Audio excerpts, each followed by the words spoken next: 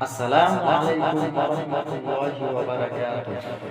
আসেন আমরা নবী করিম সাল্লাল্লাহু আলাইহি সাল্লামের একটি হাদিস শুনে আসি। আল্লাহ তাআলা পবিত্র কোরআনে বলতেছেন,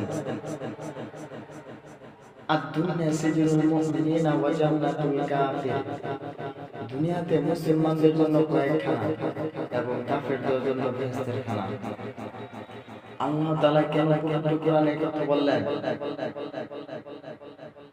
আল্লাহ তাআলা কেন পবিত্র কোরআনে কথা বললেন?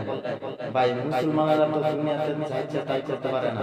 তাদের নফস যা চায় তা তারা দিতে পারে না। তাদের মন যা চায় তা তারা করতে পারে না।